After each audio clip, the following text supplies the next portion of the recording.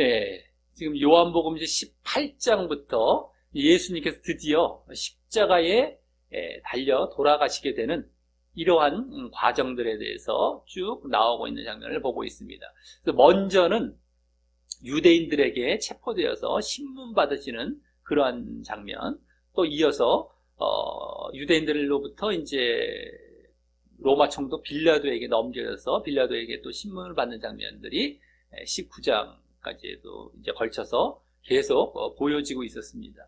그래서 거기서 볼 수 있었던 것은 예수님께서 이제 돌아가시는 자리에서까지도 제자들을 믿음과 바른 믿음과 구원으로 인도하시려는 그러한 모습을 볼 수 있었고요. 또한 이 요한복음에서 핵심적인 그런 내용과 강조점이었던 영적인 믿음과 온전한 믿음에 대해서 이제 그 신문 받는 자리에서도 그대로 이제 보여지고 있었습니다. 예수님의 말씀 가운데서도 예수님의 관심이 바로 영적인 믿음과 온전한 믿음에 있으시다는 것을 우리가 보게 되었다라고 하는 것입니다. 자, 그러다가 예수님은 결국 이제 로마 총독 빌라도가 유대인들에 넘어가서 유대인들에게 이끌려가서 결국에는 이제 예수님을 사형 선고하는 유죄와 함께 유죄 판결과 사형 선고하는 그러한 모습이 보여지게 되었고요. 그래서 이제 지난 본문에서 예수님께서 십자가에 못 박혀 돌아가시는 이러한 장면이 좀 서로 다른 그러한 6장면을 통해서 쭉 보여지고 있었습니다. 그 6장면 중에서 앞에 3장면까지는 뭐 공관복음과도 어느 정도 일치하는 간략한 내용과 함께 그 전 본문에 또 이어지는 그러한 내용이었고요.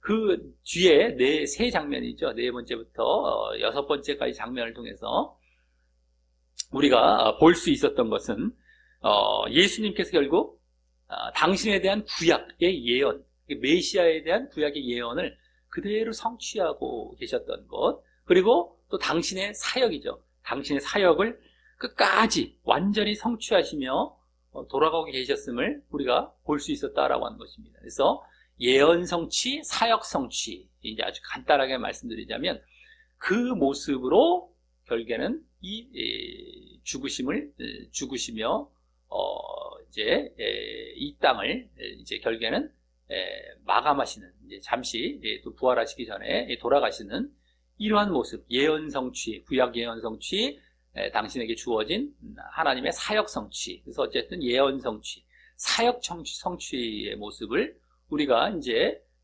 결국 결론으로 볼 수 있었다라고 하는 것입니다.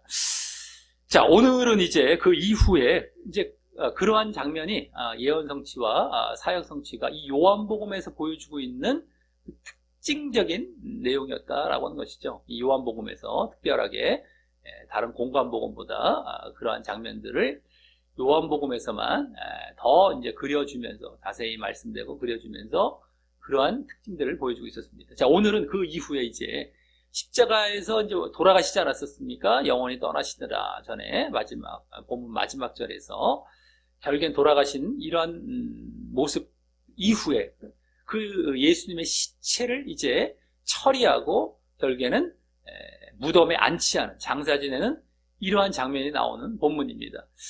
특별히 오늘 본문에서는 그렇기 때문에 예수님이 돌아가시고 다른 사람들이 그러한 일을 하기 때문에 예수님이 아주 거의 처음이 될 것 같은데 오랜만일지 처음일지 모르겠지만 거의 예수님이 오늘은 등장하지 않는, 직접 등장하지는 않으시는 이러한 본문이 되는 것입니다. 그러면서 이 장면이 오늘은 이제 크게 2가지 장면으로 보여집니다. 먼저는 예수님의 십자가 위에서의 그 죽으셨음을 이제 확인하는 장면이죠. 다른 사람들에 의해서 군병들이 예수님이 정말 죽었는지 확인하는 장면이 첫 장면이, 하나의 장면이 되겠고요. 또 나머지 장면은 그 이후에 예수님의 시체를 이제 처리해서 무덤에 이제 안치하고 장사 지내는 이러한 장면으로 2장면을 크게 나눠집니다. 그 중에 아까 첫 장면, 예수님의 죽음을 확인하는 장면은 이 요한복음에서만 독특하게 나오는 장면이 되겠고요. 나머지 또 이제 그 시체를 잘 이제 처리하면서 무덤에 안치하는 장면은 공관복음에서도 공통되게 나오면서 약간만 다르게 이제 나오는 그러한 장면이 되겠습니다.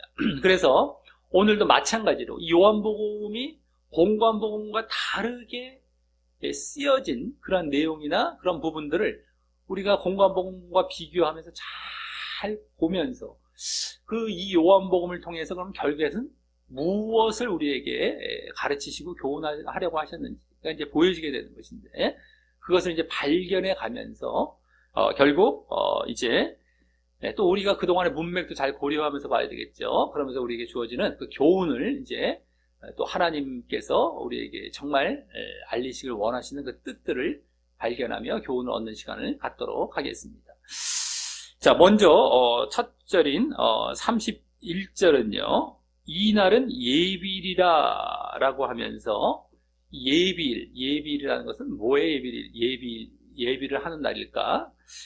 바로 예수님께서 이는이라고 했지. 이날은 그러니까 예수님께 돌아가신 날, 지난 본문에 나왔던 돌아가신 날을 이제 말하는 건데요. 그것이 바로 예비일이 어떤 예비일이냐면 안식일의 예비일입니다. 안식일을 준비하는 예비일. 그래서 안식일 전날이 된 거, 예비일이니까 전날. 지금으로 말하자면 안식일이 그 당시에 토요일이었기 때문에 지금으로 말하자면 금요일이죠. 그 전날이면 예비일이라는 건 이제 금요일입니다. 그래서 전에 19장 14절에서 이날은 6월절의 예비일이요라는 말이 그날도 지금 같은 날이죠. 14절에 나온 날이나 지금 여기 오늘 31절에서 말하고 있는 예비일이란 말이랑 같은 날이잖아요. 그때는 6월절의 예비일이라고 그랬고 여기는 그냥 예비일이라고 했습니다.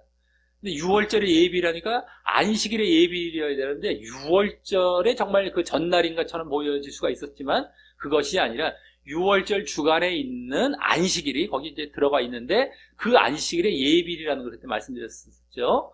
6월절 주간에 있는 안식일의 예비일. 그러니까 똑같은 거예요. 여기서도 6월절의 예비일이란 말이 그 말 자체만 보면 자칫 잘못하면 6월절 전날인가 이렇게 볼 수 있는데 그게 아니라 6월절 주간의 안식일 전날이라는 것. 그것이었음을 그렇게 말씀드렸던 것이 여기 증명이 직접 되는 겁니다. 아, 정말 그날이었구나. 안식일의 전날 예비일이었구나. 이제 금요일날 돌아가신 것이죠. 예수님이. 그래서 사흘째 되는 날, 언제입니까? 금토주, 주일날에 부활하셨기 때문에 우리가 지금 주일날 예배를 드리면서 안식일이 주일로 바뀐, 그래서 이제 이렇게 부활한 것을 기념하면서 이제 주일로 바뀐, 이렇게 된 거지 않습니까? 금요일날 돌아가신 것이었죠. 자, 그리고 오늘 본문의 배경인 이 안식일의 예비일과 또 이 다음 본문인 20장 1절은요, 거기 안식 후 첫날이 또 말씀이 됩니다. 여기는 안식일 전날이고요. 거기는 안식 후 첫날이에요. 그래서 그 중간에 있는 뭐가 있겠습니까? 안식일이 있는 거죠. 안식일 중간에 안식일이 있고 지금 안식일 전날, 그죠? 예비일 20장으로 넘어가면 안식일 다음 날, 안식 후 첫날이니까. 이렇게 되니까 그 안식일이 그 중간에 있는 것인데 그것은 안 나와요. 이 요한복음에 특별하게. 그래서 여기까지 오늘 본문에서 거기까지 쭉 봐야 되는 것인데 그 안식일까지 포함한 이틀 동안에 안식일 예비일과 또 안식일까지 다 포함한 그 이틀 동안에 공관복음에서 보여지는 사건은요. 먼저 오늘 본문에도 나오는 아리마대 사람 요셉이 예수님의 시체를 달라 해서 무덤에 장사 지내는 그러한 내용과 또 안식일에는 바리새인들이 안식일은 이제 공관복음이 나옵니다. 여기 요한복음에 안 나오지만 안식일에 있었던 사건, 안식일에 바리새인들이 빌라도에게 가서 무덤을 사흘째까지, 주일까지가 되겠죠. 사흘째까지 굳게 지키게 해달라고 하여서 그래서 허락받는 내용이 나옵니다. 왜냐하면 무덤에서 이제 죽은 다음에 살아날 것이라는 소식을 이들도 들었었어요. 예수님께서 그렇게 예고하셨던 그런 말들을 이들에게도 들려왔기 때문에 혹시라도 제자들이 그 무덤에 가서 예수님의 시체를 싹 훔쳐갖고 마치 살아난 것처럼 거짓 소문을 퍼뜨릴까봐 절대 그렇게 못하도록 빌라도에게 허락을 받아서 무덤을 임봉하고 굳게 지키는 이러한 장면이 이제 공관복음 같은 데는 더 나오고 있습니다. 안식일에 그것이 있었어요. 안식일에. 자, 그런데 오늘 본문에서는 아리마대 사람 요셉과 관련된 내용은 이제 많이 흡사하지만, 그러면서도 이제 또 다른 점도 이제 좀 보여주고 있고요. 또 그보다 첫 사건은요, 오늘 첫 이 사건은 그것과 전혀 다른 내용으로 이 요한복음에만 기록이 되고 있는 것입니다. 첫 사건, 오늘 앞부분에 나오는 첫 사건이 되죠. 자, 그럼 그 첫 사건이 이제 뒤부터요, 이 31절, 이 뒷부분부터 저 37절까지 해서 보여지는 겁니다. 37절까지 해서. 그래서 그 시작으로 여기, 다음, 유대인들은 그 안식일이 큰 날이므로 그 안식일에 시체들을 십자가에 두지 아니하려 하여 빌라도에게 그들의 다리를 꺾어 시체를 치워달라고 요청합니다. 예? 안식일이 큰 날이고 안식일의 십자가에 두지 않기 위해서 빌라도에게 그 시체를 치워달라, 다리를 꺾어서. 그리고 이러한 요청을 하는 것인데, 자, 그러지 않아도 안식일은 크고 거룩한 날로 보내려고 하는 것이 이제 유대인들이죠. 그런데 이번에는 6월절 주간의 안식일이기 때문에 더욱 큰 날로 이제 여겼을 것입니다. 예? 그래서 부정한 것으로 취급받는 이 시체들을 계속 십자가에 두어서 서서히 죽기를 기다리지 않고 이미 죽었는지 한 번 더 확인하던가, 아니면 혹 안 죽었으면 도망가지 못하고 죽게 하려는 그런 조치였을 이 바로 다리를 꺾는다는 것은 다리를 분쇄하는, 부서뜨리고 깨뜨리는 이러한 것을 말하는 겁니다. 꺾었다는 것이 그냥 뚝 꺾었다는 것이 아니라 막 해갖고 이제 완전히 분쇄시키고 완전히 깨뜨려버리고 부서뜨려버리는 그런 일을 한 다음에 시체를 치워달라고 요청을 했던 것입니다.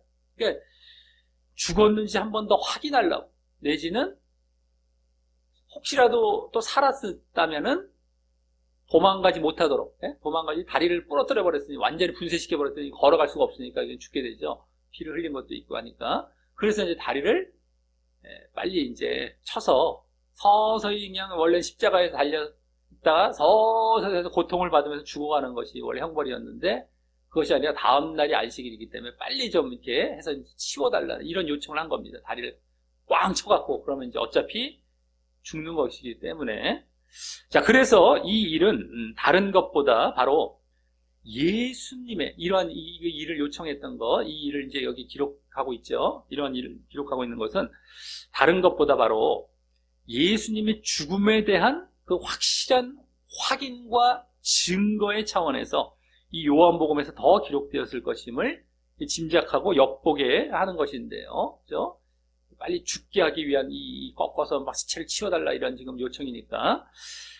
그것은 당시에 있었거나 이후에도 이제 있을 바로 예수님이 완전히 죽은 것이 아니었고, 그래서 부활한 것도 위장된 것이라고 주장할 수 있을 여지에 대한 그런 의심을 불식시키기 위한 것이었을 것입니다. 사람들이 예수님 그거 안 죽었다고, 그래서 이제 다시 이제 이렇게 살아난 것이었다고 이렇게 할 수 있는 그러한 거짓 소문 내지는 의심을 불식시키기 위해서 이 기록을 하고 있는 것임을 우리는 요한복음에서 더 하고 있음을 이제 벌써 엿볼 수 있고 짐작할 수 있는 것이죠. 그 당시에도 이제 그러한 일들이 사실 또 있었기 때문입니다. 좀 말씀드리겠지만, 그러니까 요한복음은 공관복음에 더 부록과 같고 어떤 보충적인 성격이 있는데, 그 내용까지 더 확실하게 이제 보여주면서 이제 기록을 하고 있는 거죠. 보여주기 위해서 기록을 하고 있는 것이죠. 자, 그래서 다음 32절은 먼저 거기 군병들이 가서 예수와 함께 못 박힌 첫째 사람과 또 그 다른 사람, 예수와 함께 못 박힌 첫째 사람과 다른 사람이 누굽니까? 좌우편 강도죠. 흔히 우리가 말하는 좌편, 우편, 강도 내지는 행악자, 그죠? 그들의 다리를 꺾습니다. 먼저 군병들이 가서 분쇄시켜버렸어요. 이제 꽉 해갖고. 자, 이 뒤에 이제 33절을 참고해 볼 때 그 두 강도들은 아직 죽기 전이었음이 군병들에 의해서 이제 확인이 되었기에 이제 완전한 죽음을 위한 조치였을 것입니다. 33절에 예수님은 다리를 꺾지 않기 않게 되거든요. 이미 죽었음을 확인해서. 그렇기 때문에 이들은 다리 쳤다는 것은 결국에는 어떻게 된 겁니까? 죽지 않았다는 것이 보여진 거겠죠. 분명히. 그래서 완전히 그냥 이게 죽이기 위해서 다리를 친 것이고요. 하지만 다음 33절은 그 군병들이 거기 예수께 이르러는 이미 죽은 것을 보고라고 하며, 그래서 거기 다리를 꺾지 아니했다고 하는 것입니다. 자, 그래서 여기 다리를 꺾는 일은 죽음을 재촉하거나 또는 도망가지 못하도록 하는 조치임이 잘 이제 여기서 드러나게 되는 것인데요. 그죠? 다리를 쳐서 어쨌든 죽음으로 이르게 하는 거예요. 그런 것이 여기 그대로 보이잖아요. 죽지 않았기에 안 쳤다. 다리를 꺾지 않았다고 하는 걸 보면.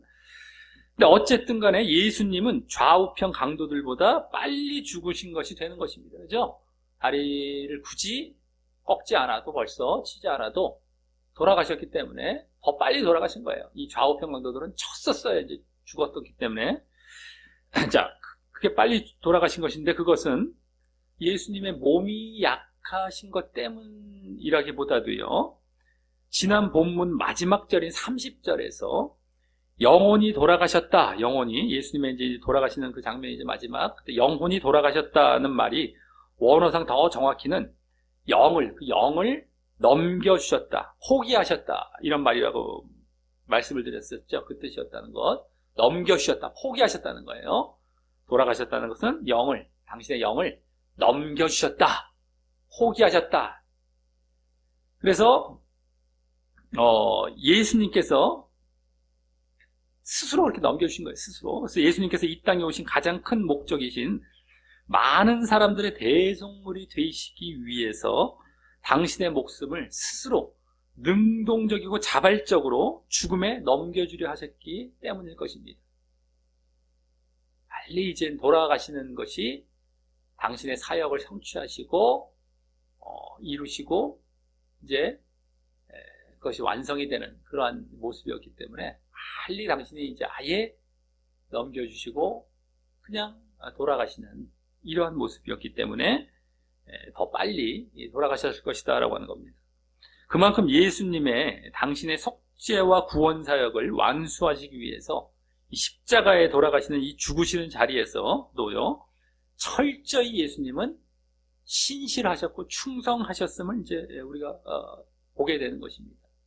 얼마나 그것이 예수님께서 당신의 사역에 얼마나 충실하시고 신실하시고 돌아가시는 자리까지도 그것을 우리가 이제 보게 되는 것이죠. 먼저 돌아가셨어요. 먼저. 자, 이는 우리가 우리의 자기 십자가를 지고 가는 모습 속에서도 예수님의 십자가를 이제 십자가의 죽음을 죽으신 것은 우리에게 이제 자기 십자가를 지고 걷는 길과 이제 빗대어서 말할 수가 있죠. 근데 우리도 이제 그러한 모습 속에서도 그와 같은 모습으로 신실하고 충성스럽게 십자가를 져야 함에 이제 본도 되는 것이라고 할 수 있습니다. 우리가 철저하게 우리도 이렇게 십자가를 져야 되겠구나라는 것을 우리가 여기서 느끼고 본을 삼아야 되겠다라고 하는 것입니다. 자, 그리고 그렇게 다리를 꺾는 대신 34절과 같이 그중 한 군병이 창으로 옆구리를 찌르니 곧 피와 물이 나오게 되는 일을 하게 됩니다. 다리를 꺾지 않았죠. 예수님은 대신에 뭘 합니까?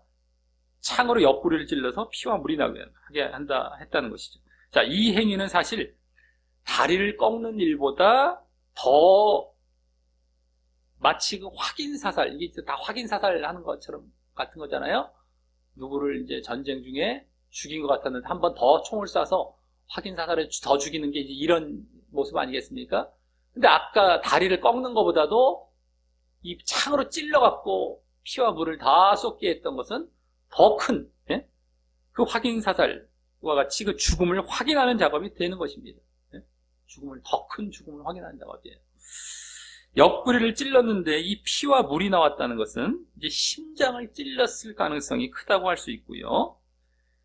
뭐 그렇지 않더라도 뭐 심장을 찔렀는지 안 찔렀는지 뭐 정확히 알 수 없잖아요. 그래서 뭐 그렇지 않더라도 그렇게 물까지 쏟을 정도의 피가 나왔다면 사람이 도저히 살 수 없는 지경에 이르렀음을 보여주는 것입니다. 그렇죠?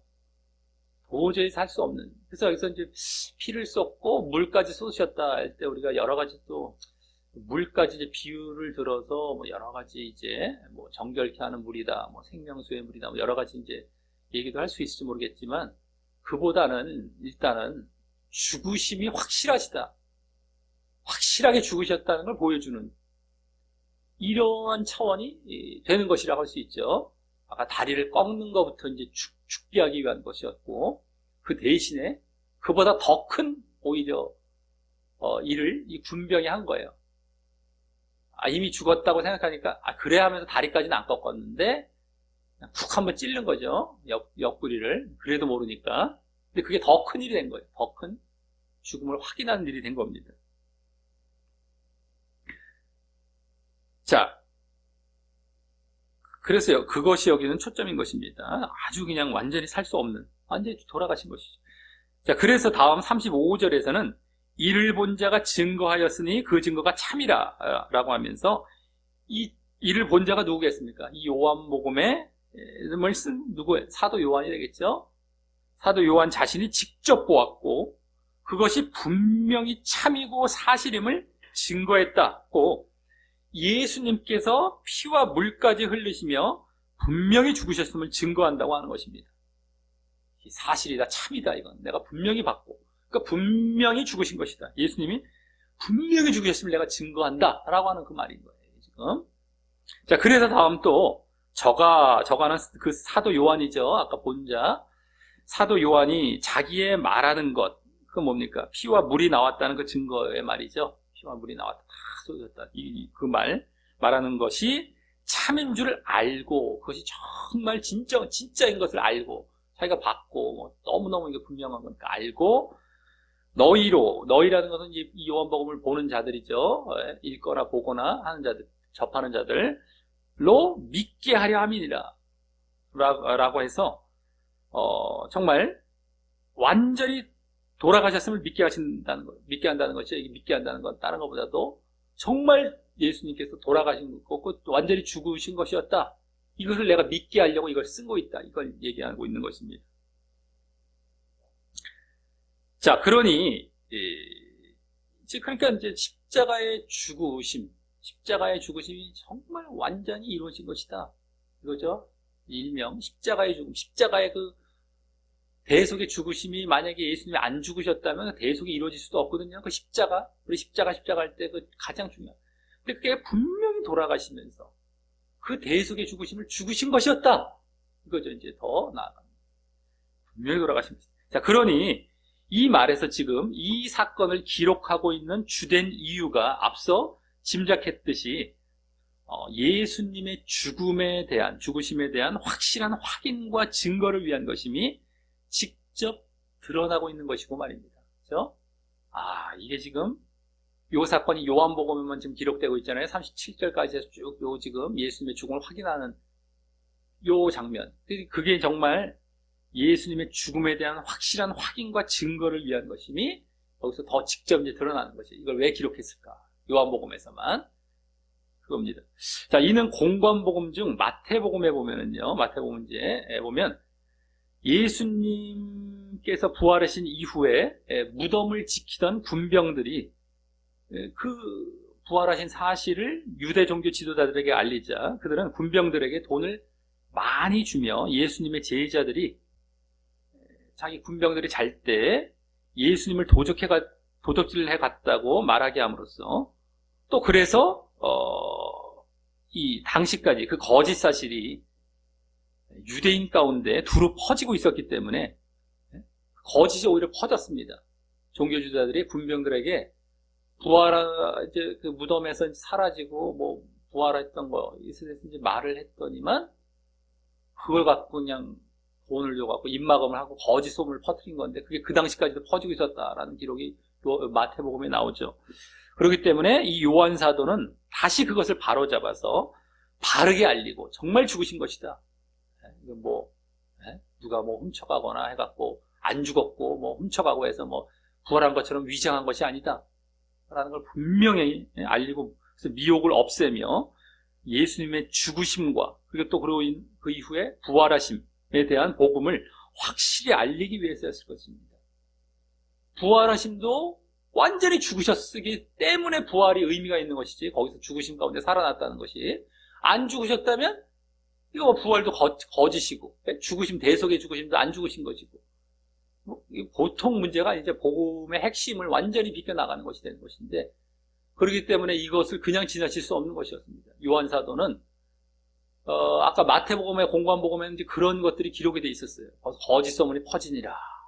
그러니까 이후에 몇십 년 후에 요한복음을 쓴 요한 사도는 그까지 다 바로잡아야 되는 이제 목적을 갖고, 이 분명한, 요한 사도는 그 자리까지 있었잖아요. 마침 또 예수님 돌아가시는 자리까지 십자가 밑에 다 직접 또 확인까지 했잖아요. 내가 그걸 어떻게 이거를 갖고 정말 더 증거를 할까 했더니만 분명히 내가 봤거든요.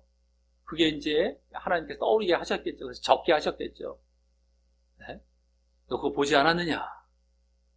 뭐 요한서도 의심할 것도 없었죠, 원래는. 근데 하도 그 소문이 퍼지다 보니까 그걸 바로잡기 위해서, 아하, 나는 분명히 돌아가신 건 난 분명히 두 눈으로 확실한데 그 중에 가장 확실한 증거로 보여졌던 그 다리를 꺾던가 그거 대신에 창을 찔려서 피와 물이 쏟아지는 이러한 장면을 기록한 것이죠. 분명한 죽으심, 그로 인한 죽으심에서의 살아나심, 이거를 이제 이게 복음의 핵심이기 때문에 이걸 분명하게 바로잡지 않으면 안 되었기 때문에 그것이죠. 자, 그리고 이와 같이 예수님께서 물까지 나올 정도로 피를 완전히 쏟으심으로 이제 그 피가 보혈의 피가 되어서 인류의 죄를 위한 그 속죄의 피가 되었음에 대해서도 이 장면에서 더욱 적나라하게 보여주기를 의도했다고도 할 수 있습니다. 피를 흘리셨는데 예수님이 우리가 이제 십자가에 못 박혀서 못 박힌 자리에 피가 흐르는 정도 내지는 뭐 가시면류관에 찔려서 피가 흐르는 정도의 우리가 상상을 하기 쉽고 뭐 이렇게 그림에서 보기 쉽습니다만은 그보다 훨씬 많은 피, 제대로 필리는 힘은 확 찔리심으로 완전히 물까지 쏟을 정도의 그 피였던 것이죠. 그러니까 속죄의 죽으심의 피가 이 피로 인해 정결케 되고 구약에서부터 그 피 흘림으로써 속죄가 이루어지는 그런 모습이 계속 예표되어 왔는데 그 피 흘림의 아주 제대로 된 모습이 사실은 이 장면에서 더 보여주고 있는 겁니다. 뭐 여기서 쭉 흘러내리는 게 아니라 여기서 완전히 팍 쏟으시는, 예? 완전히 죽으심으로 자리로 나아가시는, 그래서 또 예? 그 피라는 건 사실 죽으심이죠. 죽으심. 예? 피를 원하신다는 건 생명을 대신 달라. 피를 통해서. 피는 생명이기 때문에 네가 죽어야 될 걸 대신 그 피, 생명을 달라, 이거였거든요. 너의 생명 대신 다른 사람의 생명은 피에 있기 때문에 그 죽음을 달라. 그 피가 그 죽음이었단 말이에요. 사실은 또 여기서 분명하게 그 죽음에 대해서도 확실하게 보여주면서 이 정말 속죄의 피를 흘리며 돌아가셨다는 거. 이 잔인함에 우리가 거기에 막 눈물 흘리고 이럴 것까지는 두 번째 문제고 나머지 문제고, 확실하게 죽었다. 그리고 대속의 죽으심을 죽었다. 이게 중요한 거예요. 사실은요. 피도 사실 그거죠. 피 자체 어떤 뭐 영험하고 어떤 뭐 신비적인 이런 게 있는 게 아니라 대신 생명을 대신 죽으셨다는 이 차원이 피로 이제 말씀이 되고 그걸 그래서 요구하시는 거예요. 근데 우리는 빨간 거 보니까 이러면 눈물 흘리고 그러는데 감정적으로 너무 넘어갈 수가 있어요. 그러지 말고 뭐 영화를 상상하거나 이러지 말고 막 아파서 막 아파가 뭐 이런 거에 너무 넘어가지 말고 분명하게 그 죽으심에 대한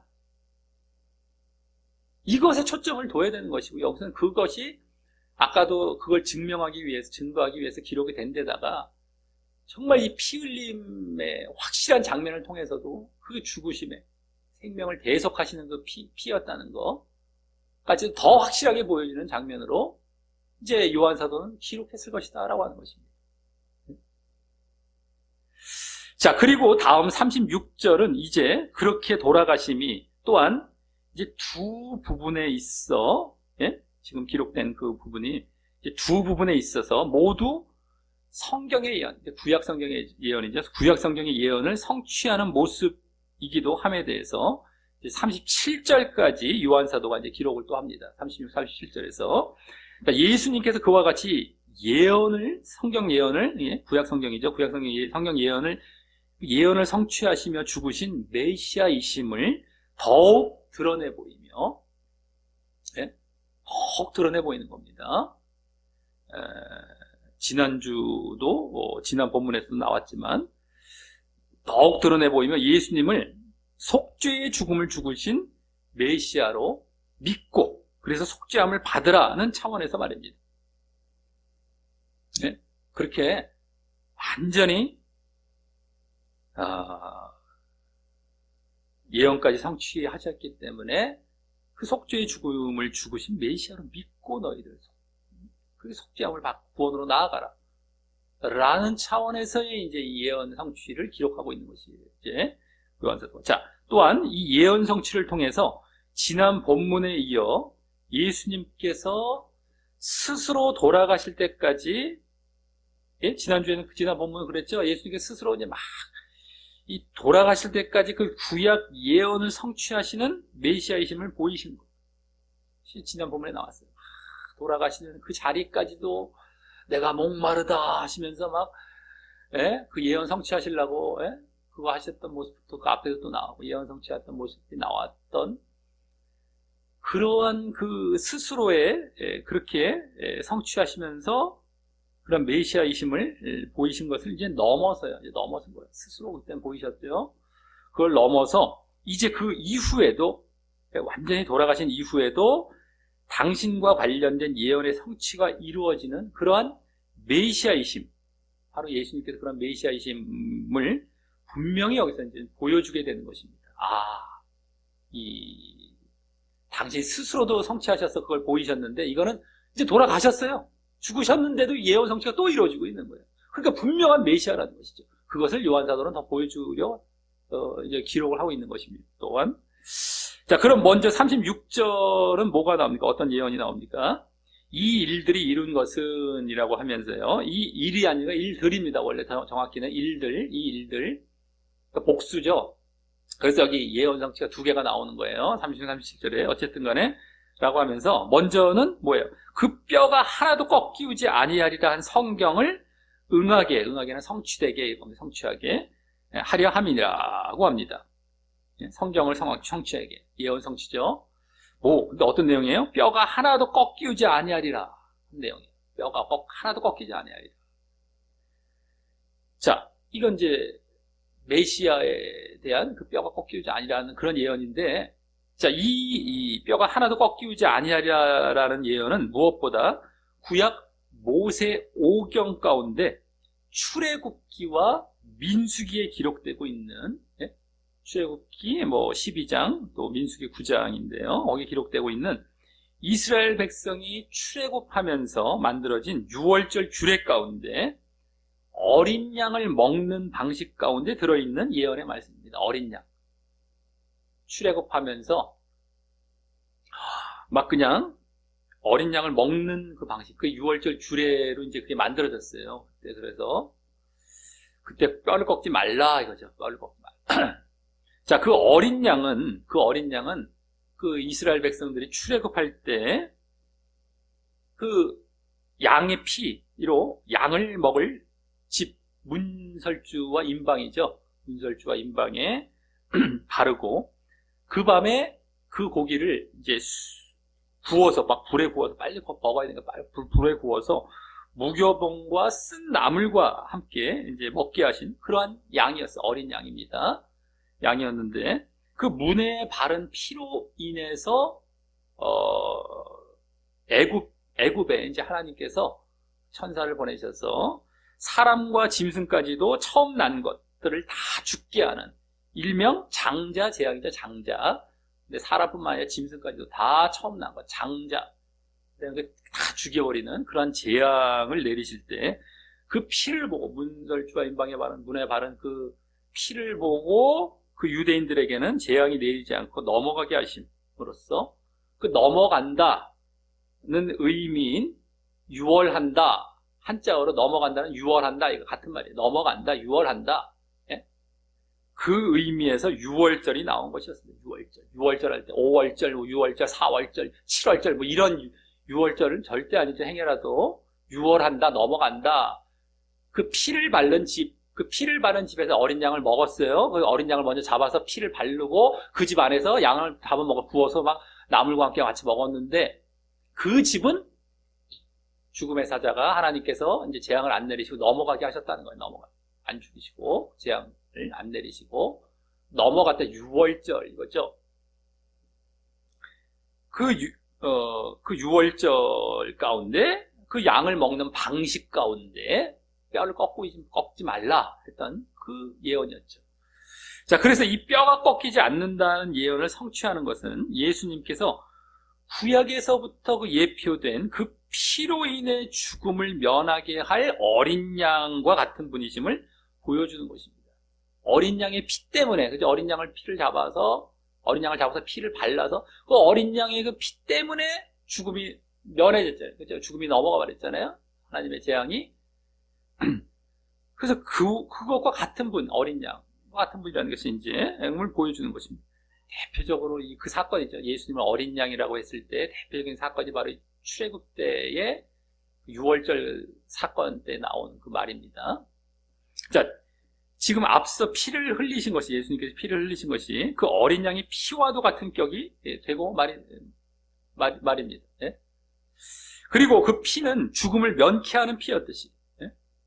죽음을 면케하는 피였습니다. 그걸 발라야만 죽음을 면했어요. 그래서 예수님의 피도 바로 속죄로 인해 죽음의 저주에서 벗어나게 하는 피인 것도 일치하는 것입니다. 당신께서 죽음을 대신 죽으심으로 죽음을 이제 벗어나고 넘어가게 하시는 것이죠. 다른 사람들에게. 어린 양의 피로 인해서 어린 양을 죽였기 때문에 죽음의 사자가 넘어가 버렸어요. 네? 하나님께서 재앙을 내리지 않으셨어요.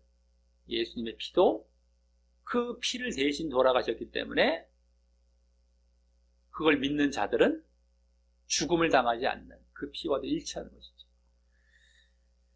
자, 그래서 이제 그와 같은 메시아이신 거예요. 그와 같은 일을 하신 메시아이심을 보여주는 이러한 예언 성취가 되는 것이고요.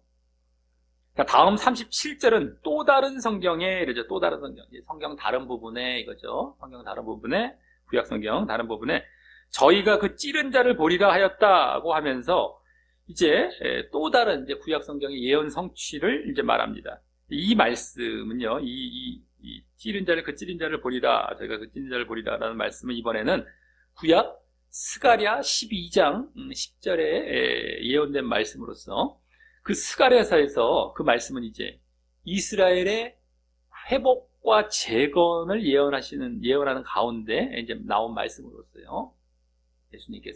하나님께서 회복과 재건을 예언하시죠. 심판.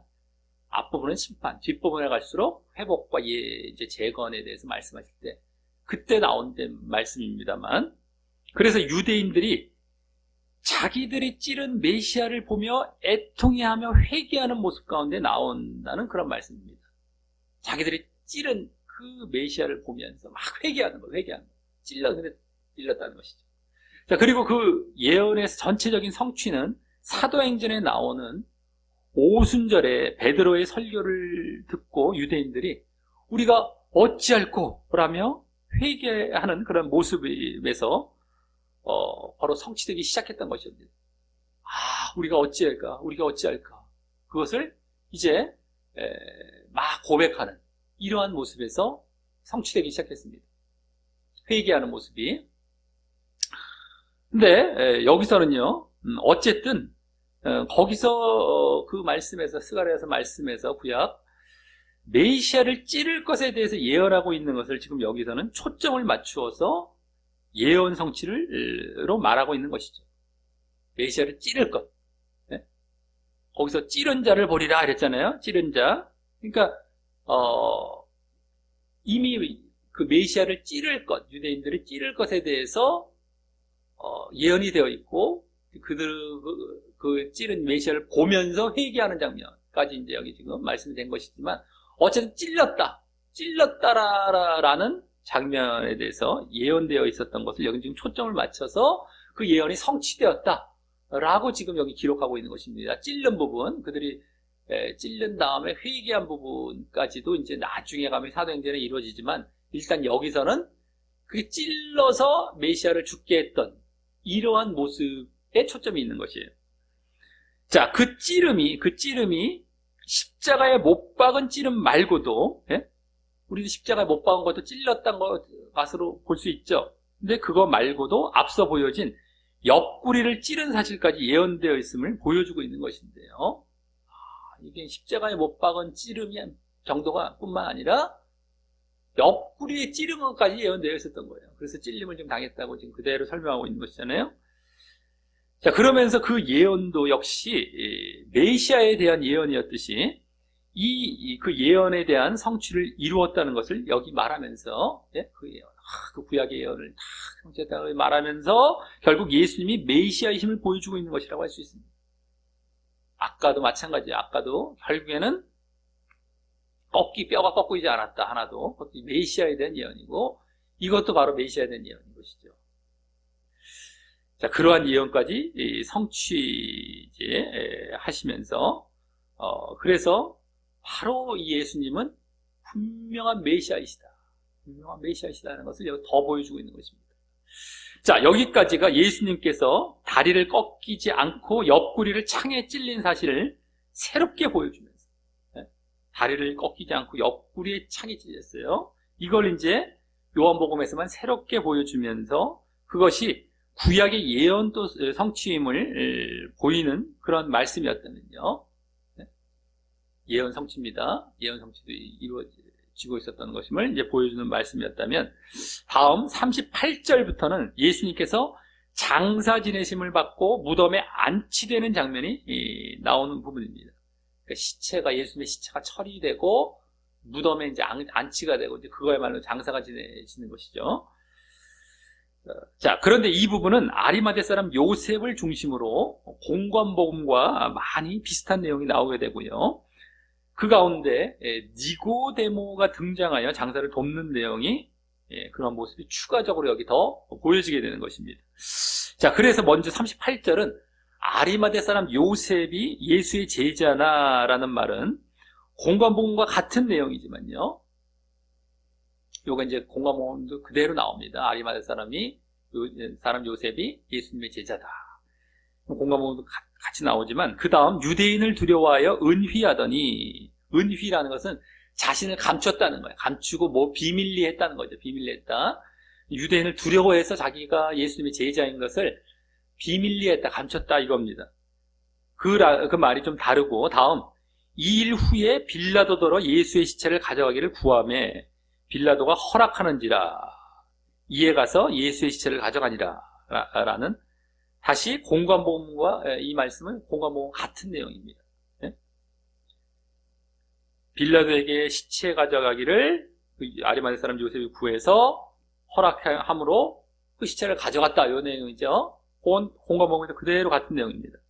자, 그리고 공관복음에서는 거기다가 이 아리마대 사람 요셉이 부자이자 또 존귀한 공회원이었고, 공회원, 그러니까 종교 지도자들 중에 한 사람인 거죠.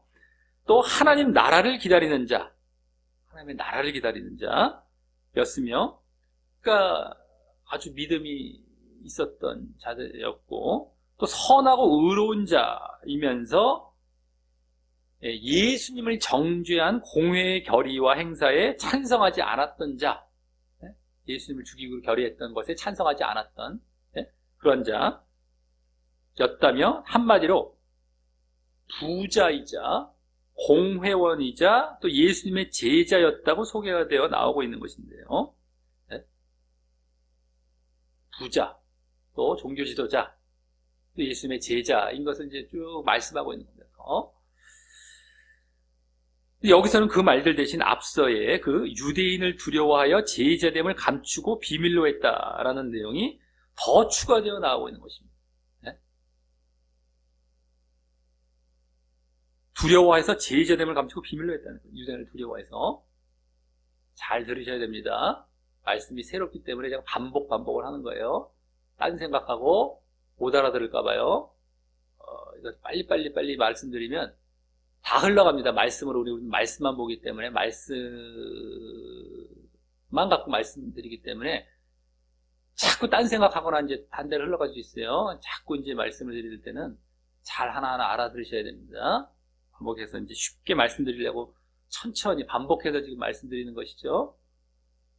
대충 듣거나 쉬운 말 듣는 것과는 다릅니다. 우리는 예화나하고 말이죠. 이러면은 빨리빨리 얘기해도 얘기니까 그냥 넘어가 버려요. 근데 우리는 하나하나 이제 본문을 제대로 들여다보는 거기 때문에 말씀 제대로 안 보면 이게 뭐 놓치기도 쉽고 딴 생각 들 수가 있기 때문에 자꾸 반복 또 천천히 말씀드리는 겁니다만. 자, 그래서 이 두려워해서 제자됨을 감췄다는 거야. 아까 은위했다.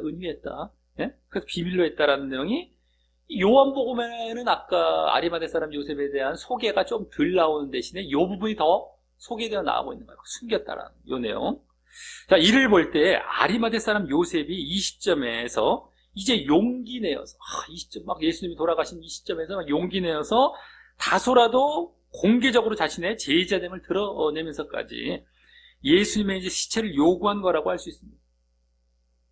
다시 이제 자기를 드러낸 거예요. 그동안 비밀로 했다는데 이제 드러내면서 예? 이제 다 이제 예? 시체를 요구한 것이죠. 빌라도에 가서. 자, 공관복음에 나오듯이 예수님께서 십자가와 부활에 대해 예고하신 대로 죽으신 사실을요 옆에서 직접 보았기 때문일 것입니다. 예수님께서 돌아가시기 전에 십자가와 부활에 대해서 계속 예고를 하셨는데 그거대로 정말 돌아가셨거든요. 이제 그걸 지켜보면서 이게 막 죽으신 자리에 피하지 않고 이제는 자기가 숨겨왔던 것까지 드러내면서까지 막 나서서 이 장례를 치르려고 하는 모습이죠. 숨겨왔었는데 만약에 예수님이 죽으셨다 이러면 더 두려워해서 막 뒤로 빠져서 야, 나 예수님을 막 의심하고 안 믿어 이럴 수도 있는 상황이었는데 지금 아리마대 사람 요셉은 그러지 않았어요. 오히려 죽으신 다음에 더 앞에 나서서 공개까지 하면서 이 장례를 앞장서서 자기가 치르고 있는 것입니다. 그렇기 때문에 이것이 사실은 그 신앙의 모습이에요. 자기가 이제 드러내고 있는 자신의 그 믿음의 모습이 되는 거예요, 지금요. 자, 그리고 지금, 그러니까 그 예고를 다 또 알고 있었고, 십자가와 부활에 대한 예고, 순환 예고라고 하는, 흔히, 그것에 대해서 다 이제 알고 있었고, 정말 그것을 확인할 때, 두려워하는 피한 것이 아니라, 오히려 그걸 갖고, 정말이나 하면서 앞으로 나서는. 우리가 신앙이 원래 그래야 되죠. 말씀이 성취되거나 뭐가 이루어지고 이러면 정말 거기에 더 믿음으로 나아가야 되는데 사람들은 오히려 그게 이루어지면 뒤로 빠지는 경우들이 어마어마하게 많습니다. 현장에 보면요. 참 어처구니 없는 일이 아닐 수가 없어요. 하나님이 이렇게 하시는 분이시다. 이런 게 말씀에 나온 대로 이제 우리가 막 성취가 되고 막 이루어지는 내용을 볼 때 우리는 더 겸손해져서 더 믿음으로 더 가까이 나아가야 될 상황이어야 되는데 많은 사람들은 그 두려워서 피하는 경우가 많다니까요. 지금 현장에도. 이 시대 현실에서도요. 근데 아리마대 사람 요셉은 그러지 않았습니다. 십자가의 죽으심을, 예수님의 죽으심을 직접 목격해서 두려워할 수도 있는 상황인데도 막 더 앞장서고 있는, 오히려 공개하고 있는 자신의 그 위협까지 무릅쓰고 있는 거예요, 지금. 예? 이제 공회원에서 이제 어떤 욕을 먹거나 박탈될 수도 있고 막, 그까지 다 무릅쓰고 가는 겁니다. 나서는 거예요. 예? 자, 그리고 지금, 이 시점이 누가복음을 보면은요, 누가복음을 23장 여기 보면은요, 그때 예수님께서 운명하시는 모습을 구경하러 모인 무리들이요, 다 가슴을 두드리며 돌아가고 난 다음이었기에, 하면서 이제 막 정말 죽으시고 난 다음에 가슴을 치면서 돌아가요. 막 그게 내용이 나옵니다. 그게 돌아가고 난 다음이었기에 더욱 용기를 내었을 것이고요, 그죠? 보는 사람이 많이 없어졌어요. 그러니까 더욱 용기를 내었을 것이고 말입니다. 그래서 마가복음에는요, 마가복음 때 이제 이 부분에서는 이 요셉이, 아리마대 사람 요셉이 빌라도에게 당돌이란 말이 나와요. 당돌이에게 용기를 내어서 이거죠. 용기를 내어 대담하게 이거예요. 그에 들어가서 요구했다고 나오고 있는 것입니다. 용기를 냈다. 자신을 막 공개하고 이러는 거예요. 여기서 숨겼다는 말이 요한복음에 나왔잖아요. 마가복음은 당돌이, 이거 좀 일치가 되죠. 이제 그것까지 더 용기를 내서 담대하게 나아가는 거죠. 공개하면서 막. 그래서 빌라도에게는 자신의 제자됨이 밝혀질 것을 감수하면서 이제 그랬던 것이죠. 네? 그걸 요구하는 것도 사실은 뭐 두려운 일이 될 수 있지만, 빌라도의 눈치를 보는 일이라서 그런 걸 수도 있지만, 빌라도에게 자신의 제자됨, 예수님의 제자됨이 또 최소한 드러나게 되는 그런 걸 다 감수하면서 이제 나아간 겁니다. 당돌하게 나아가서 그걸 요구하게 되는 거예요. 당돌이란 말이 사실은 거기에 더 가깝다고 할 수 있죠. 자신의 제자됨을 드러내면서까지, 요한복음까지 보면은 그거죠. 자, 어쨌든 지금 아리마대 사람 요셉은 유대인이자 공회원이면서도 이제 예수님의 제자됨을 드러내고 공개하는 자리로 나아감을 이제 보게 되는 것입니다. 이제 그리고 이 부자 요셉의, 아리마대 사람 요셉의 무덤에 장사 지낸 바 되는 그런 모습은요, 구약에서 고난받는 종의 노래이자 메시아에 대한 예언의 말씀이 나오는, 우리가 전에도 계속 봐왔던 그 이사야 53장 중에, 이사야 53장 유명한 그 고난받는 종의 노래죠. 거기에 이제 9절 말씀에서 그 무덤이 악인과 함께 되었으며 그 묘실이 부자와 함께 되었도다라는 예언이, 악인과 함께 또 부자와 함께 묘실이, 악인과 함께는 뭐예요? 십자가 옆에 같이 달려 돌아가시는 악인 강도와 함께. 그리고 또 무덤이 부자와 함께 되었다. 부자의 묘실에 앉혀야 될 것임을 예언하고 있었던 것인데, 그 예언이 성취되는 순간이기도 하는 것으로서, 그래서 사실 이 또한 예언 성취의 모습인데요. 여기서는 그보다, 그것이 예언 성취다라는 게 기록이 안 됐잖아요, 여기 지금. 그죠? 이사야에 뭐 이렇게 기록하고 있지 않잖아요. 53장에 선지자의 말씀이 예언되는 그러한 모습이다라는 것이 여기 나오지 않아요. 그 대신에 여기서는 그보다 요셉의 그 제자됨을 공개하는 것에 더 초점이 있는 듯해 보이는 것입니다. 그것에 더 초점을 주는가 보다. 예수님이 그렇게 부자의 무덤에 안치되는 것은 이미 알고 있을 정도의 사실로 넘어가는 것이라고 볼 수가 있겠고요. 자, 그래서 다음 39절은 이번에는 거기 일찍은 일찍이 이렇게 보면 돼요. 일찍이 뭐 전에 일찍이 예수께 밤에 나왔던 니고데모도라고, 전에 이 또한 사람들 몰래, 여기 밤에 예수님께 왔다라는 건 몰래라는 말이에요. 똑같습니다. 아까 은휘하더니 여긴 밤에, 이게 사실 같은 차원의 말이에요. 아리마대 사람도 은휘하더니 자신을 감추고 비밀리에 예수님의 제자됨을 이렇게 보이고 있었더니 이런 건데, 여기서 밤에 예수님께 나왔어요. 그때는 물론 아직 아리마대 사람, 니고데모는 아직 예수님을 믿기 전이었긴 했지만 아주 관심이 많았어요. 근데 몰래 나온 거예요. 밤에. 어쨌든 간에. 그렇게 예수님을 찾아왔던 니고데모에 대해서 이제 말하면서, 하지만 그도 그 이후 예수님의 제자가 되었지만 숨겼었음이 여기 이제 암시가 되면서 이제 공개적으로, 그 또한 공개적으로 자신의 제자됨을 드러내는 모습을 보이는 차원에서 다음 장례 재료인 몰약과 침향 섞은 것을 100근쯤 가지고 온지라 라고 합니다. 그도 이제 당당하게 이제 드러내는 거예요. 장례 자리에서는 그걸 갖고 왔어요. 장례 재료들을 자기도 공개하는 거예요. 요셉처럼. 니고데모도 공회원이었는데, 그건 뭐 전부터 나왔죠. 공회원, 종교지도자였습니다. 그래서 전에 7장에서 공회원들이 예수님을 잡고자 공회에서 의논할 때, 아까 아리마대 사람도 결의를 반대했다고 공감복음에 나왔죠. 예수님을 죽기로 정죄하고 결의하는 걸 반대했다고 나와요. 근데 여기 요한복음에서 7장에서 그 예수님을 잡고자 막 의논할 때, 예수님을 무조건 그리 정죄하려고 하는 바리새인들을 향해서 담대하게, 우리 율법은 사람의 말을 듣고 그 행한 것을 알기 전에 판결하느냐? 우리 율법이 그런 거냐? 사람의 말을 듣고서 그 행한 것을 다 알아보고 난 다음에 판결해야 되는데, 그러기 전에 너희들 막 그냥 정죄하려고 하고 그래서 막 잡으려고 하냐? 이런 얘기를 했었죠. 그것은 또 영적 차원의 질문이었었습니다. 영적 차원. 그 내막을 알지도 않고 너희들 율법이라는 것은 그 내막을 다 알고 판단하는 거예요. 율법 자체가 나쁜 게 아닙니다. 율법은 하나님의 율법 주신 말씀으로서 율법을 대하는 자세가 그래야 되는 것이었어요. 형식적으로 우리가 딱 그냥 뭐 잣대 들이다 이러는 것이 아니라 정말 그런 것인지 살펴보고 알아보고 그 다음에 율법을 갖고 적용하고 이래야 되는 거예요. 그게 영적인 것이어요. 형식적이고 육신적인 것이 아니라 정말 내면적이고 영적인 차원에서 했던 질문이었습니다. 그때 7장 볼 때 니고데모가 그래서 예수님을 만났을 때 어떤 사건이 있었습니까? 가장 유명한 대표적인 사건, 거듭남에 대해서 말씀하시는 사건이죠.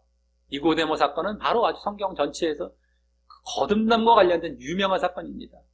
물과 성령으로 거듭나지 아니하면, 너희가 물과 성령으로 거듭나지 아니하면 하나님 나라에 결코 들어갈 수 없다. 물과 성령으로 거듭나야 된다. 다시 태어나야 된다. 물과 영으로, 성령으로, 영적으로 다시 태어나야 된다. 영적으로, 육에서 영. 그 말씀을 듣고 간 다음에 이런 질문을 던지는 걸 봤을 때 니고데모가 육신적인 그러한 믿음, 이 바리새인적이고 외식적이고 율법적이고 형식적이고 이런 믿음에서 이제 영적으로 예수님을 믿으면서 영적으로 들어가는 그러한 자리에 있었을 것이다 라는 것을 그때 다 말씀드렸습니다. 다 볼 수 있었습니다. 그때 영적인 질문을 한 거예요. 영적인 질문. 그 질문, 그 바리새인들에게 던졌던 너희들은 율법을 그 내막도 알지 못하고 그렇게 판단하는 것이 율법이냐? 이렇게 했던 그 질문은 바로 영적인 질문이었던 것이었습니다.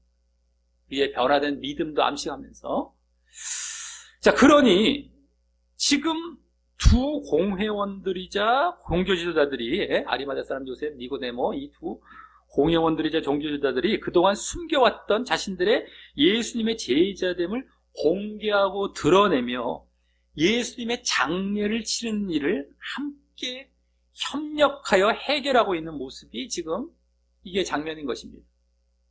자, 그래서 다음 40절은 이해한 다음에 그들이라는 말이 생략되어 있습니다. 원어나 영어에 나와요. 그들이. 이해한 다음에 누가 그렇게 하는지 여기 안 나오죠. 근데 그들입니다. 그러니까 아까 아리마대 사람 요셉, 니고데모 이 두 명이 되는 것인데 그들이 예수의 시체를 가져다가 유대인의 장례법대로 그 향품과 함께 세마포로 쌌더라 라면서 이제 시체 처리를 하면서 장례를 향품을 넣는 일을 중심으로 치르고 있는 것입니다. 향품을 넣는 일을. 그래서 세마포로 싸는 것. 이제 공관복음을 보면은 마치 아리마대 사람 요셉만 세마포로 싸서 그 혼자 이렇게 막 장례를 치르고 이렇게 한 것처럼 보입니다만 요한복음은 니고데모가 함께 도와서 같이 한 거예요. 같이. 둘은 아는 사이였겠죠. 아는 사이였겠죠. 공회원이었고 둘 다. 그렇기 때문에 같이 와서 같이 하는 거예요. 둘이 막. 이게 요한복음은 더 자세히 나옵니다. 또 향품을 넣는 일을 중심으로 해서 세마포로 싸는 것으로서 그런 일로서. 자, 전에 12장에서요. 저 12장에서 마리아가요. 마르다 나사로의 그 누굽니까? 예?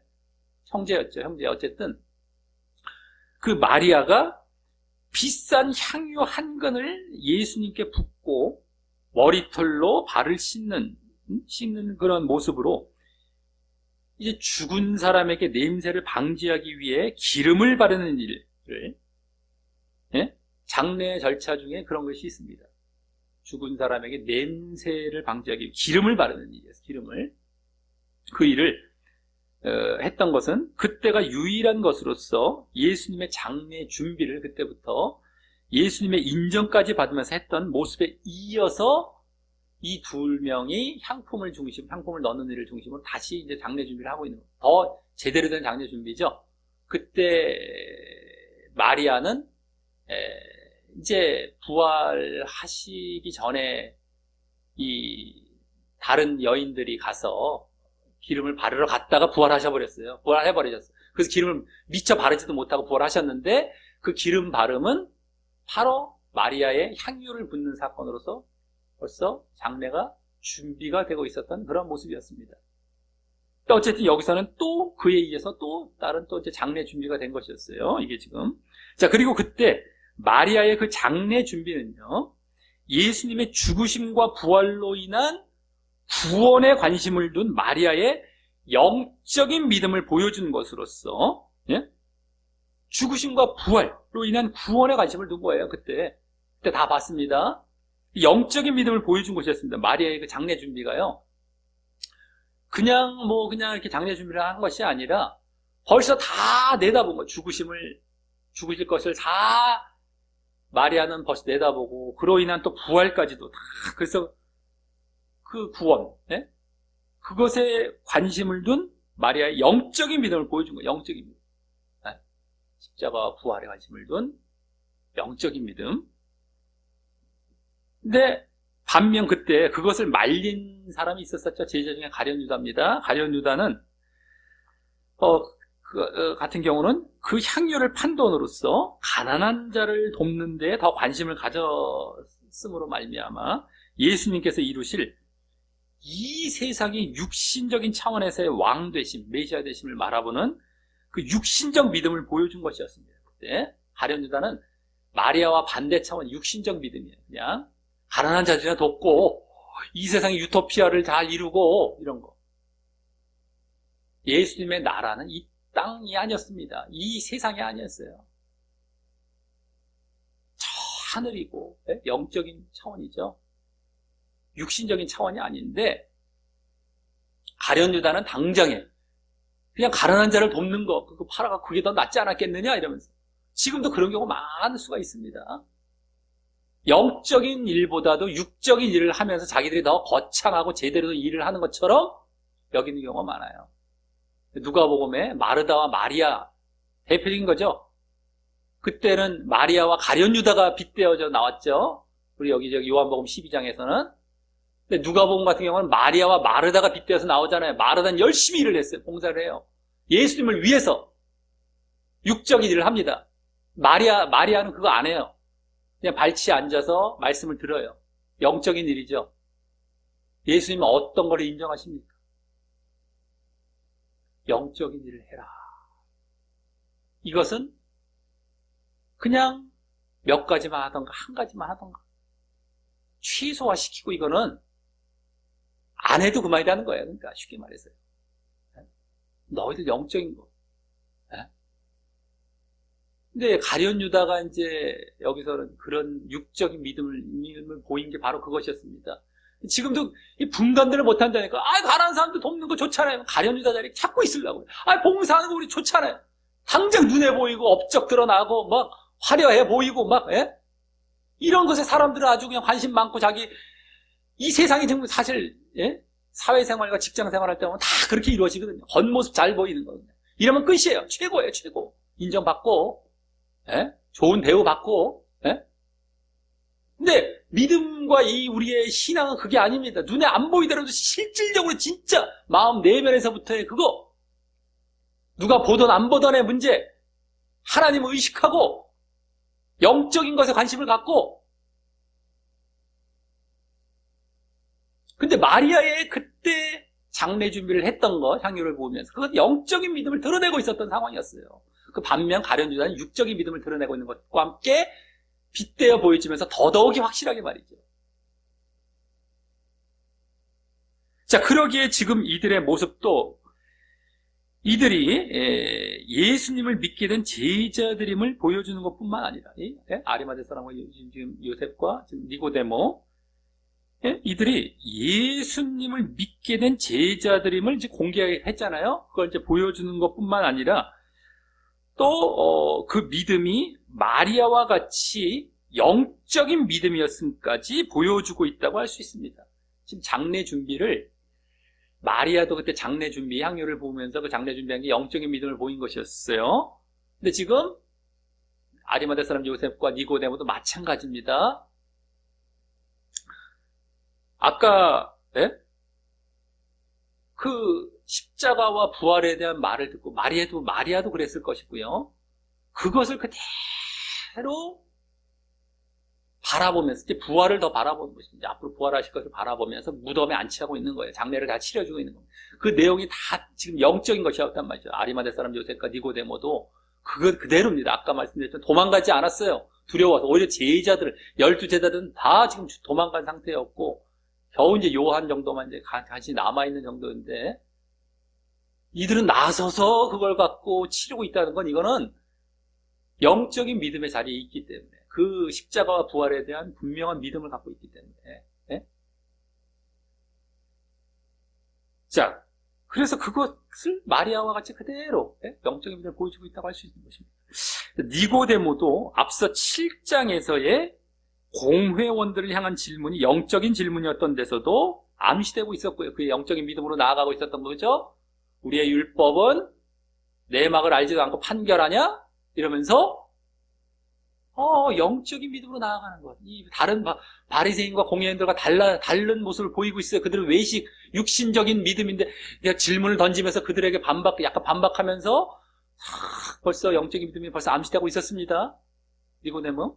또 아리마대 사람 요셉 같은 경우도 앞서 공관복음에서의 소개 내용에서 보여진 하나님 나라를 기다리는 자로서, 그러기에 앞서 말씀드렸듯이 지금 예수님의 십자가와 부활에 대한 말씀을 기억하고 영적인 차원에서 이와 같이 장례를 치르고 있는 것임을 볼 때에 더 그러한 것입니다.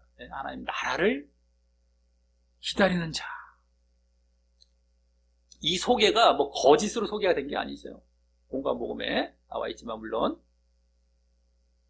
이게 아주 하나님의 나라를 기다렸다는 것이 이제 이 땅이 아닙니다. 이 땅에서 어떻게 뭐 좀 메시아가 뭐 이 땅을 갖고 어떻게 좀 우리가 막 그냥 식민 지배에서 벗어나고 부강해지는 어떤 이런 메시아가 올까?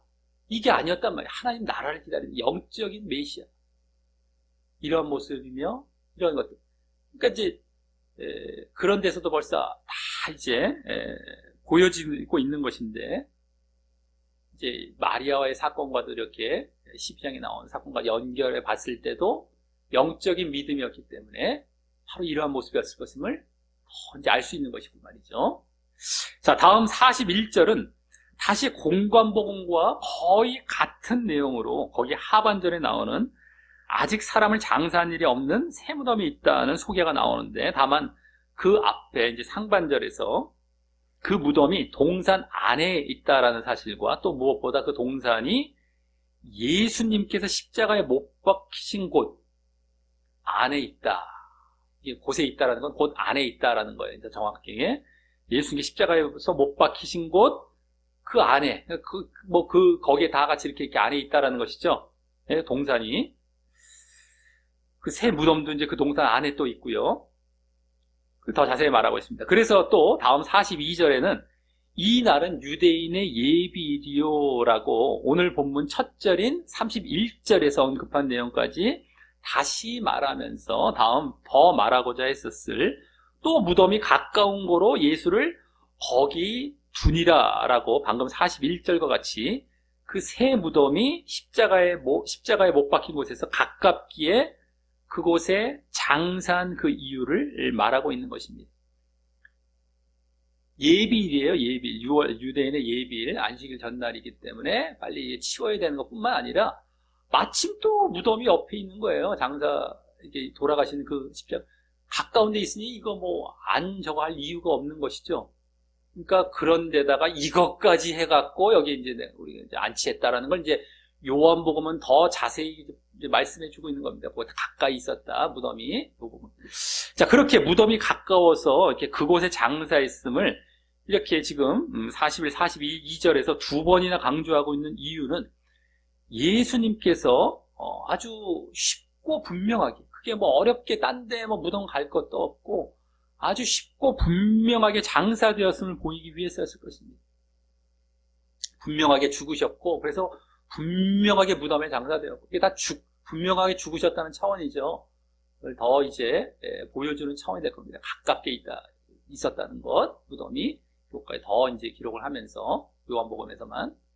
자, 이로써 오늘 십자가에서 돌아가신 예수님의 이 시체 처리와 또 무덤 안치가 나오는 본문을 보았습니다.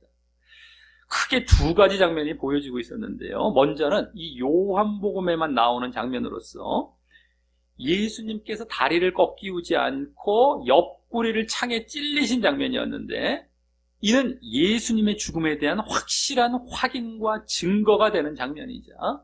네? 확실한 확인. 예수님이 안 죽으신 게 아니라 확실히 죽으셨어요. 그 증거입니다. 확인과 증거가 되는 장면이자 또 예수님께서 구약 예언을 성취하시며 속죄의 죽음을 죽으신 이 메시아이심을 보여주는 장면이었습니다.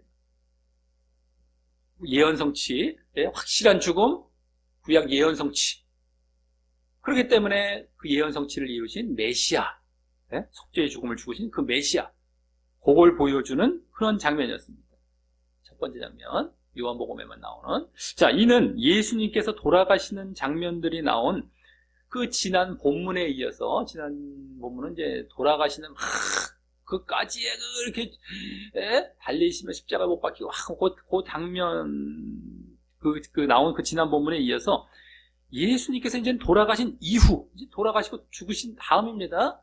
돌아가신 이후까지도 그때 지난 본문의 결론과 같이 구약 예언의 성취와 함께 당신의 속죄의 죽음의 사역을 완전히 성취하셨음을 보여주는 것이고요.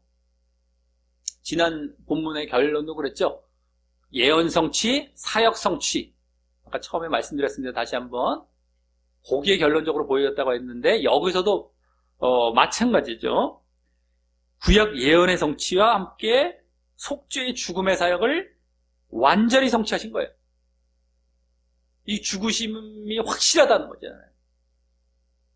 그리고 그런 메시아셨다는 구약 성취까지, 그 예언 성취하면서까지, 그러니까 죽음의 사역을 완전히 성취하신 거예요. 당시 속죄의 죽음의 사역을. 안 죽으신 것이 아닙니다. 예수님이 죽으시면 속죄의 죽으심이에요. 근데 그 사역을 완전히 성취하신, 예언도 성취하시고 사역도, 속죄의 죽음의 사역 성취하신 씀을 죽으신 이후에도 이제 보여주는 것이고요. 그러므로 또한 예수님께서 진정한 메시아이시자 그리스도이심을 증거해주는 그런 장면이 되는 것입니다. 진정한 메시아이시다. 너희들 뭐 예수님을 의심을 갖거나 뭐 안 죽었다는 동의를 갖고 안 믿거나 여러 가지 의문을 갖고 막 이러면 안 되고 정말 진정하고 확실한 메시아이고 그리스도이다. 예수님이 죽기 이전에도 예언 성취, 사역 성취, 죽음 이후에 예수님이 등장 굳이 안 했는데도 말씀 나오지도 않잖아요. 근데도 그냥 막 또 한번 결론으로 보여지면서, 그렇죠? 자, 다음 장면은 공관복음에도 공통되는 장면으로서 예수님의 시체가 처리되고 가까운 새 무덤에 안치되는 장면이었는데요. 오늘 두 번째 장면, 시체가 처리되고 새 무덤에 안치되는 가까운 새 무덤. 자, 이는 이 또한 구약 예언의 성취의 장면이자 또 무덤에 분명히 안치되었음을 보여주는 장면이었고요.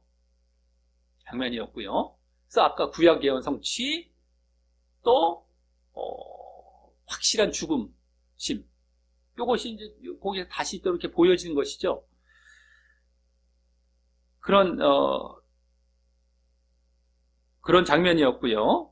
또 그러면서 특히 아리마대 사람 요셉과 니고데모라는 두 공회원이 그동안 숨겨왔던 제자됨을 드러내며 장례를 치르는 그런 모습 속에 그들이 영적인 믿음을 가진 진정한 제자였음도 비중 있게 보여주고 있는 장면이었습니다. 그 앞에 그런 결론은 앞장면에서 또 이제 같이 공통되는 장면이었다면 이 뒷장면에서는 이 두 공회원, 두 명의 제자됨을 공개적으로 드러내고 있고 그리스도 영적인 믿음을 가진 진정한 제자됨이었다. 요걸 보여주는 장면이 더 비중이 있는 거예요, 사실은요. 그죠? 왜냐면 뒤에는 뭐 예언 성취라는 뭐 설명도 없었잖아요. 자, 이는 앞서와 같이 예수님께서 속죄의 죽음의 사역을 완전히 성취하신 진정한 메시아 되심을 증거해 주는 것은 물론이거니와. 앞에와 똑같습니다. 앞에 첫 장면, 예수님의 죽음을 확인하는 그 다리를 꺾지 않고 생활 찔릴 때 예언이 성취된 그때의 결론과 똑같은 그러한 결론도 보여주는 것은 물론이거니와 또 예수님께서 돌아가신 이후에 그동안 보이셨던 당신의 말씀과 가르침의 사역이 그동안 계속해서 사실은 요한복음 후반부는 계속해서 가르치시고 또 말씀하시고 이런 그죠? 사역이 주되게 보여졌었는데, 그 사역이 열매를 맺고 있음이 보여지면서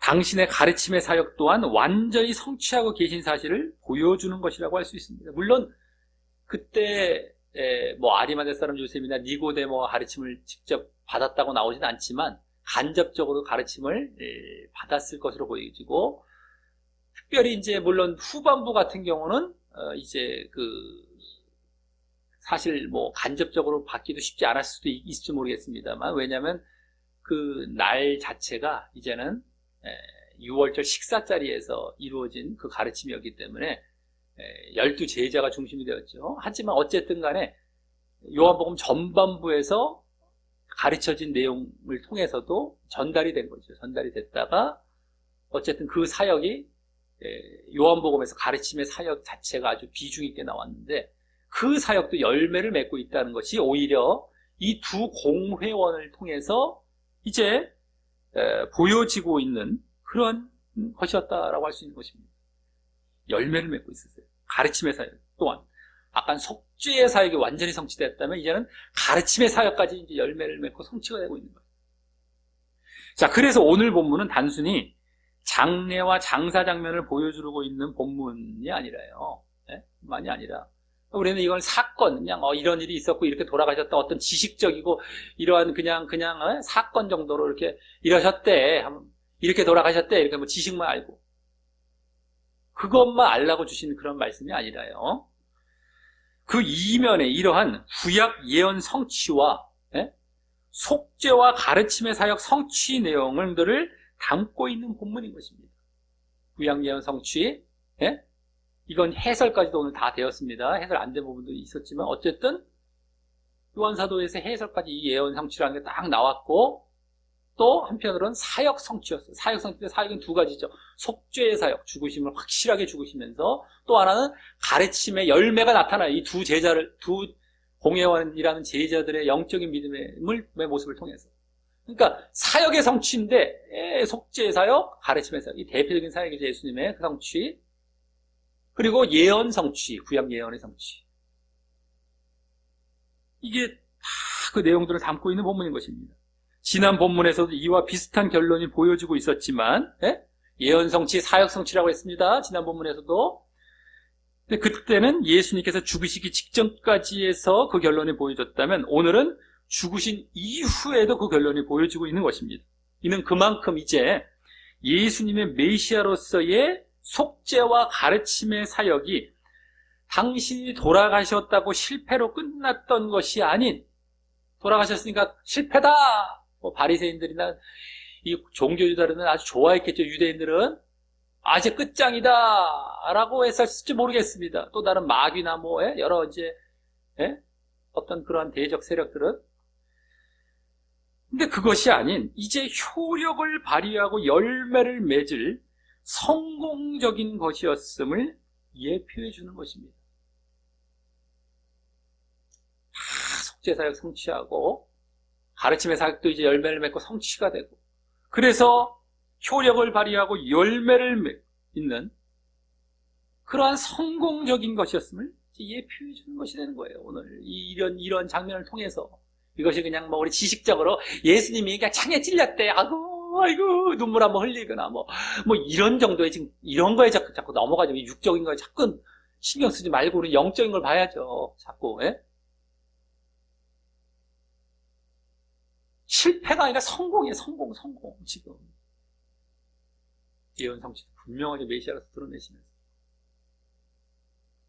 자, 이를 알고서 우리 모두 예수님의 사역의 열매와 효력이 나에게 미쳐지도록 해서, 나에게, 예수님께서는 이제 그게 성공적이었습니다.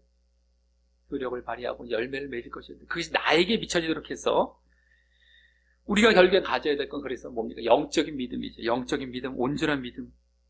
결국과 함께 결국 그 효력이 미쳐지기에, 열매가 맺혀지기에 나타나는 겁니다. 열매가 맺혀지는 건 영적인 믿음이에요. 내가 가르침에 대한 열매가 맺혀집니다. 지금까지도 말씀으로 전달되고 이제 열매가 맺혀져 그 영적인 믿음이고요. 온전한 믿음. 그 다음에 또 효력이 발휘되는 건 속죄의 효력이 발휘되는 거예요. 속죄의 효력. 예? 두 사역 있잖아요. 두 사역. 이제 그게 다 발휘가 되는 거예요. 두 개 다 뭐 열매라고 말할 수도 있습니다. 효력이라고 말할 수도 있어요. 어쨌든 하나는 가르침으로 말미암아 우리 영적 믿음을 갖고, 다른 한 가지는 그로 말미암아 속죄함을 받는, 예? 예수님의 속죄함을 받는. 그 속죄함은 더 나아가 뭐예요? 구원입니다. 믿음, 영적인 믿음, 속죄함 구원, 믿음과 구원이죠.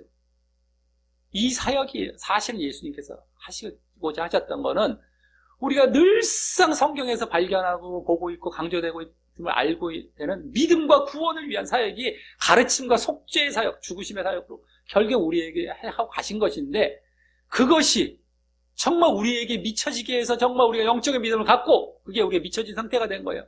열매가 맺혀지고 혈육이 미쳐진 상태가 된 겁니다. 우리가 말씀을 제대로 알아서 그 다음에 그로 말미암아 속죄함을 받아 구원으로 나아가는 그 효력이 정말 발휘가 되는 것이 그때야.